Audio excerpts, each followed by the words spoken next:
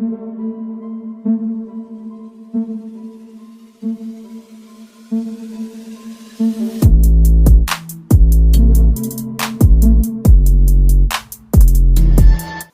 दोस्तों, तो कैसे हैं आप लोग। आई होप आप लोग अच्छे होंगे और स्वस्थ होंगे।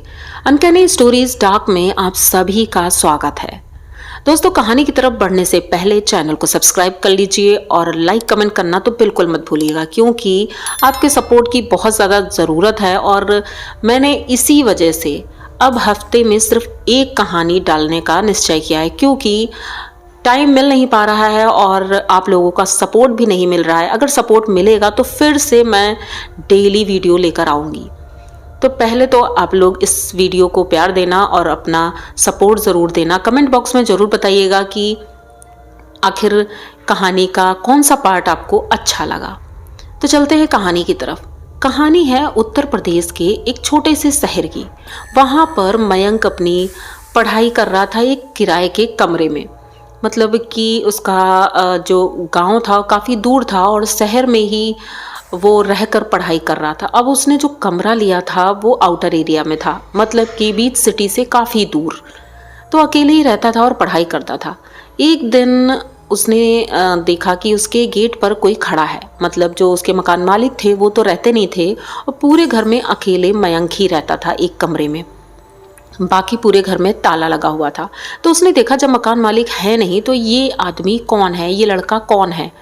तो वो आवाज़ देते हैं कि भाई कौन हो, किससे मिलना है। तो वो कहता है कि मुझे बात करनी है, क्या आप नीचे आएंगे। तो ये मयंक जाता है नीचे और पूछता है भाई कौन हो आप लोग। तो वो बताता है मेरा नाम प्रशांत है, मैं इस शहर में नया आया हूँ और मेरी जॉब लगी है, मुझे एक कमरा चाहिए था किराए पर। तो मयंक कहता है भाई मकान मालिक तो है नहीं, तो तुम किसी और दिन आना। तो वो कहता है मैं इस शहर में किसी को नहीं जानता हूँ, तो प्लीज़ मुझे किसी ने आपके घर का एड्रेस दिया था कि इस घर में जाओ शायद कमरा मिल जाए। तो मैं कहता है चलो ठीक है। अच्छा, मकान मालिक को फ़ोन मिलाता है और उनसे बात करवाता है। तो वो कहते हैं कि भाई कमरा और तो कोई खाली नहीं है, अगर मयंक अपने साथ रखना चाहे तो तुम रह सकते हो। मयंक कहता है मुझे कोई प्रॉब्लम नहीं है, वैसे भी रूम का किराया भी आधा हो जाएगा, कोई दिक्कत नहीं। अब दोनों दोस्त बन जाते हैं और एक ही कमरे में रहने लगते हैं। मकान मालिक कुछ दिनों के लिए बाहर गए थे, तो इस वक्त ये दोनों पूरे घर में अकेले ही थे। तो अब तो वो प्रशांत ऑफिस जाता था और ये कॉलेज जाता था। डेली का रूटीन था। डेली प्रशांत सुबह 9 बजे ऑफिस चला जाता था और मयंक 10 बजे के आसपास वो कॉलेज जाता था। लगभग 2-3 दिन हो गए थे। प्रशांत एक दिन रात में अपने ऑफिस का कुछ काम कर रहा था। खिड़की खुली थी, मयंक सो चुका था। प्रशांत देखता है कि जो सामने एक घर बना था 3 मंजिल का, मतलब पुराना सा था और ऐसा लग रहा था अभी मरम्मत का काम चल रहा है। तो उसकी नज़र पड़ती है उस बिल्डिंग पर। उसने देखा कि उस बिल्डिंग के पीछे वाली जो बाउंड्री है, मतलब दीवार है, तो तीसरी मंजिल से एक औरत झांक रही है।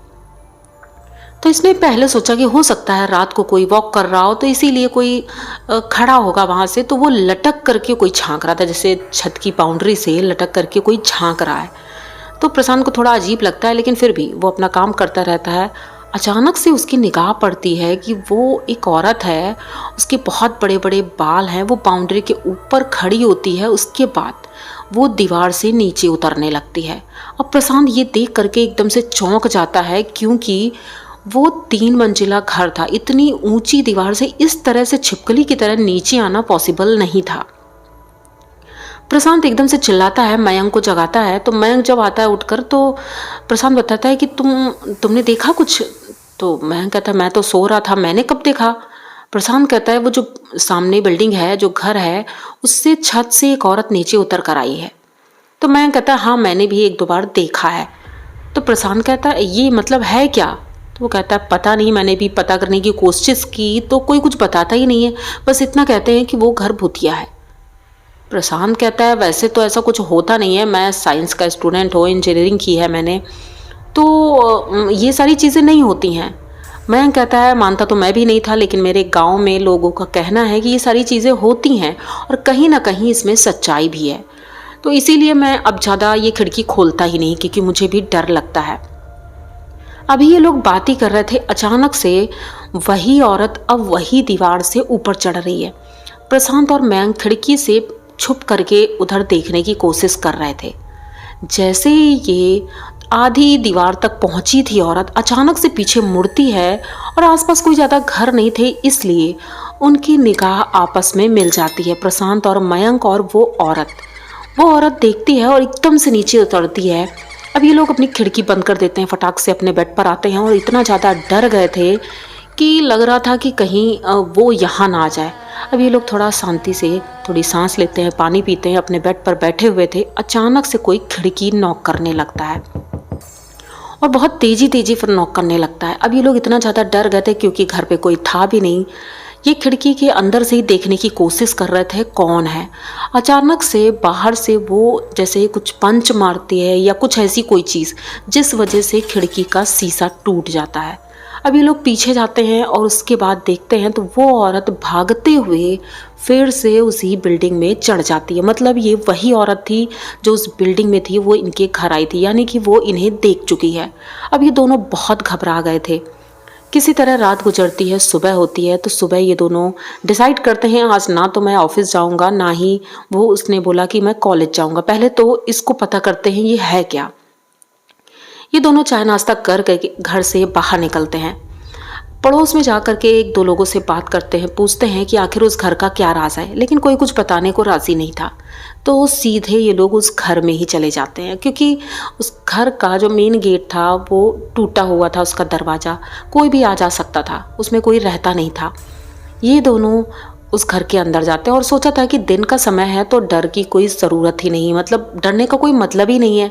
तो ये सीधे सीढ़ियाँ बाहर की तरफ ही थी, तो वहाँ से वो चढ़ना शुरू करते हैं। तीसरी मंजिल में पहुँच करके जब देखते हैं तो पूरी छत खाली थी। थोड़ी देर बाद अचानक से इन्हें आवाज़ आती जैसे कोई झाड़ू लगा रहा हो।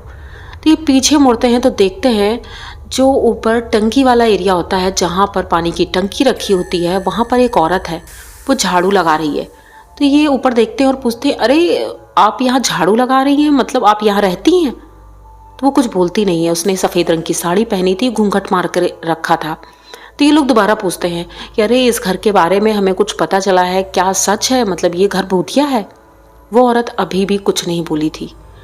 तो ये दोनों कहते हैं लगता है कि इसे सुनाई नहीं देता है। तो ये सीढ़ी चढ़कर ऊपर जाने लगते हैं जहाँ पर पानी की टंकी थी। अब ये लोग घूमकर पीछे से सीढ़ी चढ़ते हैं और ऊपर टंकी के पास पहुँचते हैं। जैसे ही टंकी के पास पहुँचते हैं तो ना ही वहाँ पर वो औरत थी, ना ही वो झाड़ू थी। अब ये इतना ज़्यादा डर जाते हैं, सीधे वहाँ से भागना शुरू करते हैं।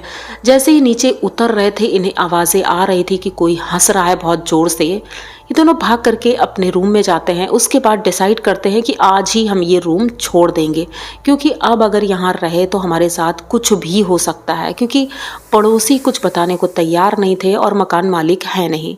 तो ये दोनों ऐसे ही करते हैं, ये घर तुरंत ही खाली करते हैं, मकान मालिक को फ़ोन करके बता देते हैं कि हम दोनों घर छोड़ रहे हैं।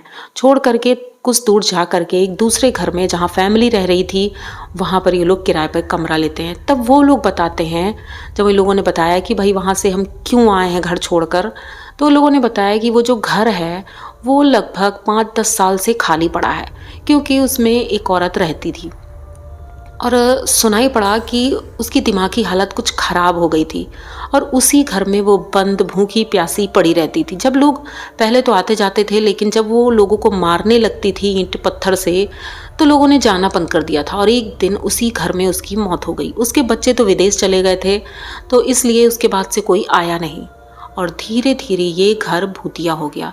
उसकी बॉडी पुलिस ले गई थी, उसके बाद से कोई भी नहीं आया, इसीलिए घर की ऐसी हालत है और आसपास कोई जाता भी नहीं है।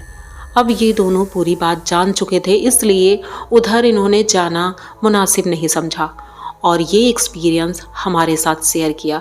तो आप लोगों को इनकी ये कहानी कैसी लगी? अगर अच्छी लगी हो तो प्लीज़ चैनल को सब्सक्राइब करिए, लाइक कमेंट करिए, शेयर करिए। मिलते हैं किसी नई कहानी में, तब तक के लिए डरते रहें।